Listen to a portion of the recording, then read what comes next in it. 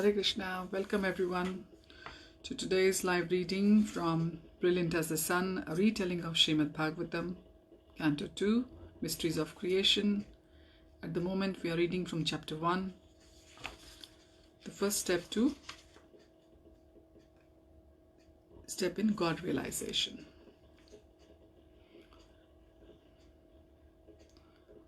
Om Namo Bhagavate Vasudevaya, Om Namo Bhagavate Vasudevaya, Om Namo Bhagavate. So let's begin from where we left yesterday. Chapter 1, Canto 2, verse 26. Shukadev replied, self-realized souls say that the planets known as Patal constitute the soles of the universal Lord's feet, and his heels and toes are the Rasatal planets. His ankles are the Mahatal planets, and his shanks, that is the thighs, they comprise the Talatal planets. Chapter 1, verses 27-28. Shukadev continued, describing how all the other planetary systems, including the upper regions where the gods and elevated souls reside, corresponded to the Lord's knees, thighs, torso, neck and head.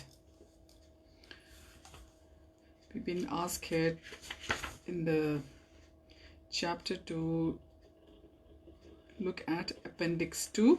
So I'm quickly going to have a look at it. So Appendix 2 in the book, at the end of the books, gives us the planetary system, which correspond to the verse we are reading now, which is chapter 1, verse 28, and further it will correspond to chapter 5, verses 39 and 42 as well. So the three broad planetary systems are Swarglok, Bhuvarlok, Bhurlok. And the Swarglok, it is situated, where it is situated on the Lord's body, it is the head, the crown, and the planet situated on the head or the crown of the Lord is Satyalok, Brahmalok. That's the planet's name. In the Swarglok, the Swarglok is situated on the neck and forehead of Lord's body, and the planet's name is Tapalok. Forefront of chest and mouth is where the Swarglok is situated, and the planet's name there is Janalok. And finally, the neck is also where the Swarglok is, and the planet's names there is Maharlok. And on the lower chest, this planet Swarglok is also there.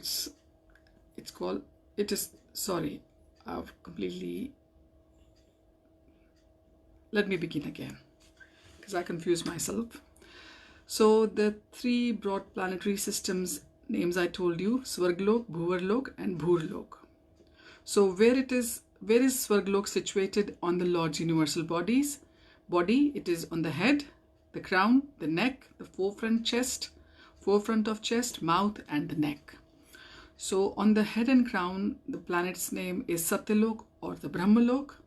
On the neck and forehead, the planet's name is Tapolok. And the forefront of chest and mouth, the planet's name is Janalok. And the neck, it is Maharlok. The planet's name is Maharlok. And this is all parts of the Swargalok. Now Bhuvarlok. Bhuvarlok is the navel. This planetary system is situated in the navel of the Lord. The planet's name is Bhuvarlok. Now finally, the Bhurlok. We also come under the Bhurlok. And this Bhurlok is situated in the, we come in earthly system. So earthly system doesn't come in any part of Lord's universal body. Okay, our planetary system is earthly system, and then Bhurlok is also situated in the waist, thighs, knees, shanks, ankles, upper portion of the feet and soles of Lord. The corresponding planets to it are waist Atala, thighs Vitala, knees Sutala, shanks Talatal, ankles Mahatal, upper portion of the feet Rasatal, soles Patal.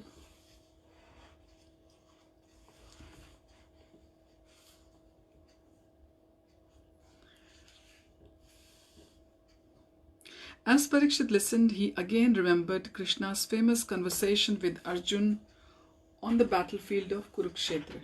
At that time, the Lord had equated not just the planets with himself, but all other phenomena. Parikshit mentioned this to Shukadev and asked him to explain the Virat Roop in more detail. Shukadev replied, "It is not possible to fully know or explain Krishna's glories, but I shall describe that which enables the yogis to keep fixed their meditation. Please listen carefully." Chapter 1, verse 29 of Canto 2.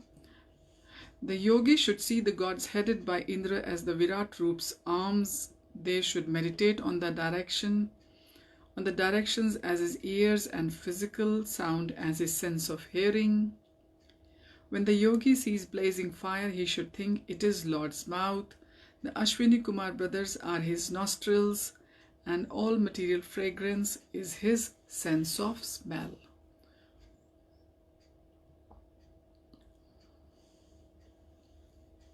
So blazing fire should be seen as Lord's mouth. Ashwini Kumar brothers are his nostrils, and all the material fragrance is Lord's sense of smell.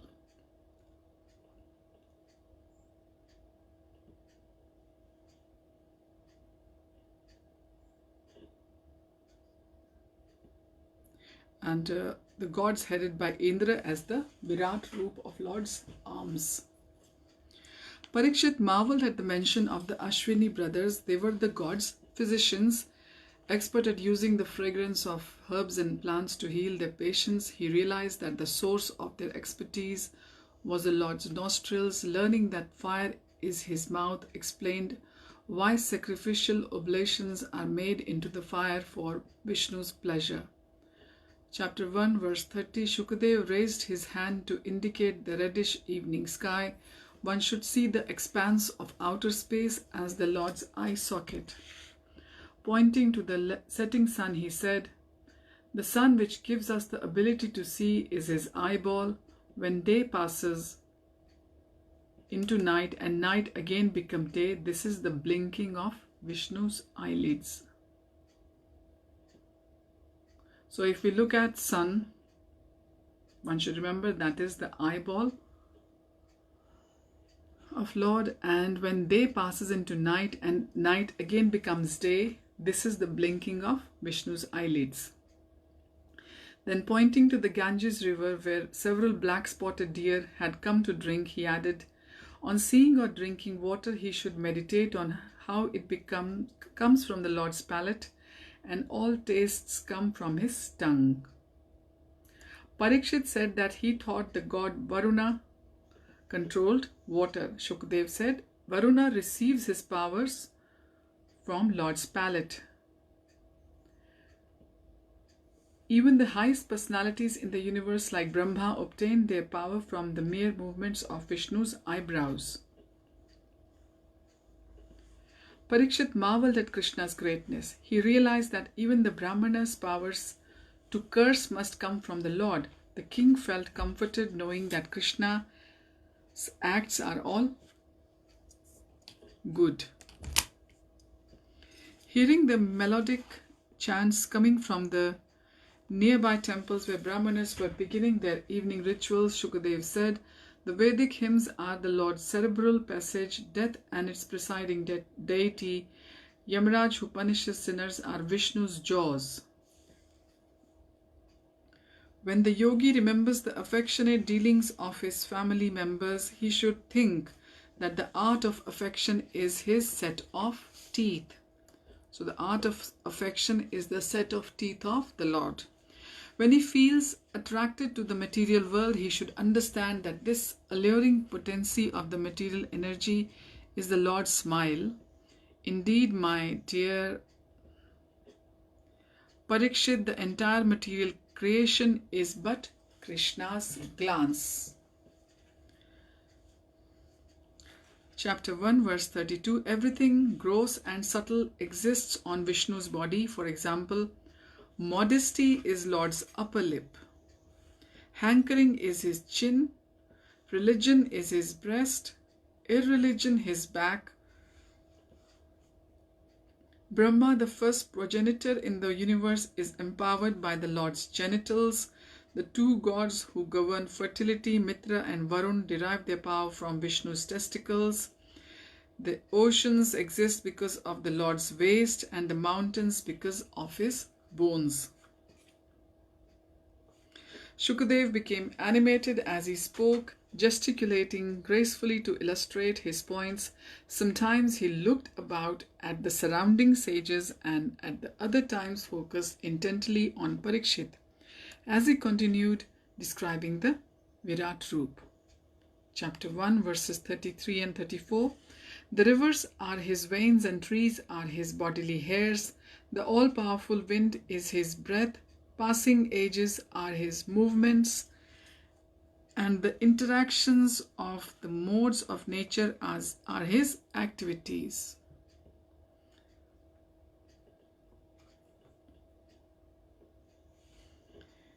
Rains, clouds are the Lord's hair, dusk and dawn are his dress, and his intelligence is the supreme cause of the entire material creation.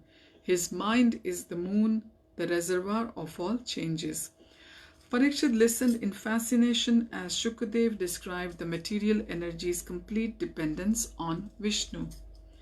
Even the very principle of material existence, known as Mahat Tattva, is the omnipresent Lord's consciousness. The great god Shiva is his ego. The smallest details in creation stem from his body. For example, all hoofed creatures like horses, mules, camels, and elephants owe their existence to Vishnu's nails. All other wild animals and four-legged creatures come from his waist. As they spoke, the sun set and birds began to fly into the branches of surrounding trees, their shrill songs attracting Shukadev's attention. Chapter 1, verse 36. Pointing in their direction, he said, "The wondrous variety of birds are a mere indication of the Lord's masterful artistic sense." His heart filled with wonderment, Parikshit asked what aspect of the Virat Roop corresponds to humans. Shukadev said, "Manu, the father of mankind, symbolizes Krishna's power of discrimination, and humanity is the Lord's residence."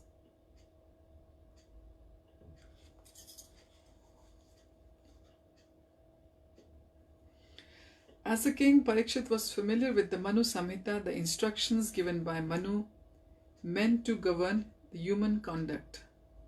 Parikshit had always referred to that treatise when administering justice. He could therefore understand how Manu was Vishnu's discriminatory power.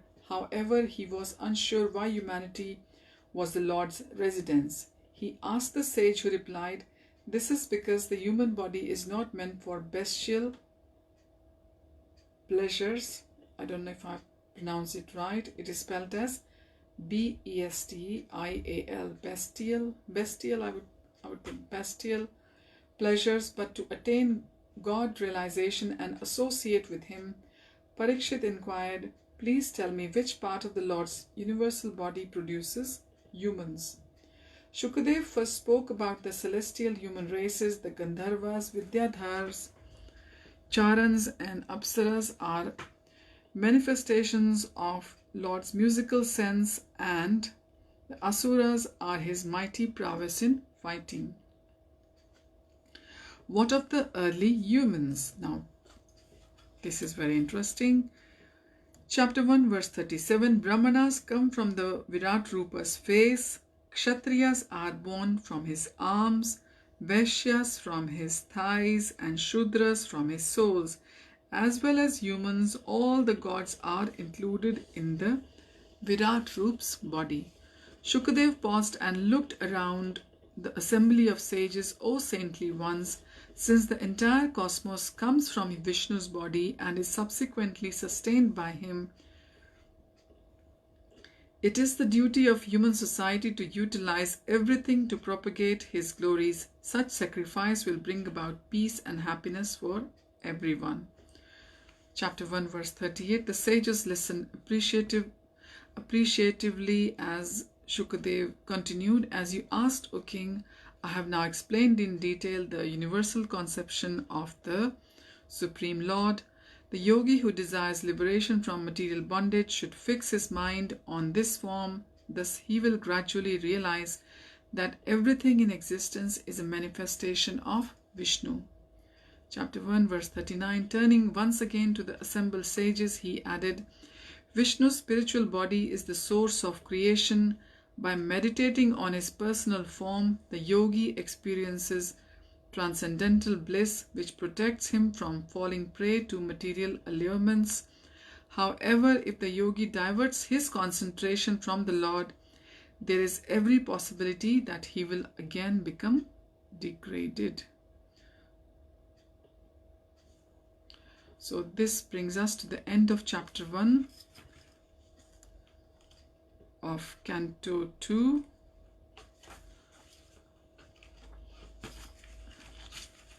The first step in God realization. And next time we shall begin the second chapter of Canto 2, the Lord in the Heart. Thank you for joining. Hari Om Tat Sat. Hare Krishna.